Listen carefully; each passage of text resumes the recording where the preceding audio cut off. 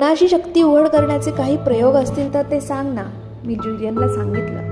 हृदयाचे ठोके कमी केले तर मला कॉकटेलची एक फेरी करावी लागेल, मी खट्याळपणे म्हटलं. त्याची काळजी तू करू नकोस, मी तुला प्रत्यक्ष करण्यासारख्या काही गोष्टी आहेत त्याच सांगतो.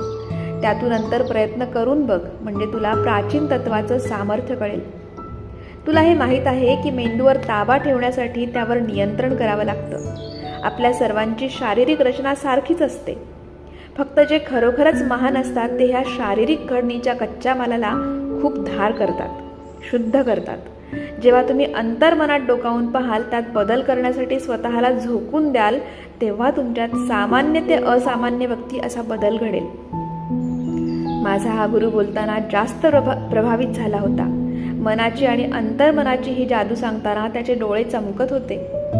जॉन, तुला माहीत आहे का की जेव्हा सर्व उपाय थकतात तेव्हा एकच उपाय शिल्लक राहतो ज्याचे सर्वांवर प्रभुत्व असते?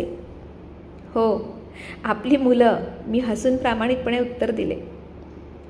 नाही, आपलं मन आणि आपलं अंतर्मन. आपण आपले वातावरण किंवा हवेत बदल करू शकत नाही, किंवा आपण वाहतुकीवर नियंत्रण करू शकत नाही. आपण आपल्या सभोवतालच्या लोकांचा मानसिक कल किंवा त्यांच्या मनस्थितीवर नियंत्रण करू शकत नाही. पण आपण ह्या गोष्टींकडे बघण्याचा आपला दृष्टिकोन बदलू शकतो. आपल्यात ही गोष्ट शक्य करण्याइतके सामर्थ्य आहे, कारण आपण माणूस आहोत. पूर्वेकडील देशात ज्ञानी लोकांनी एक अतिशय साधा आणि सोपा मार्ग शोधला आहे.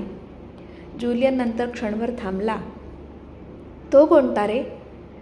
जगात पूर्ण सत्य काहीच नसतं, तसंच पूर्ण चूकही काहीच नसतं. माझा एखादा कट्टर शत्रू हा तुझा अगदी जवळचा मित्र असू शकतो. आपण ज्याला एखादी दुर्घटना म्हणतो ती एखाद्या वेळेला दुसऱ्याला अमर्याद संधी उपलब्ध करून देणारी घटना असते. फक्त ती घटना बघण्याचा आशावादी माणसाचा दृष्टिकोन वेगळा असतो आणि दयनीय परिस्थितीतला एखाद्या निराशावादी माणसाचा वेगळा असतो.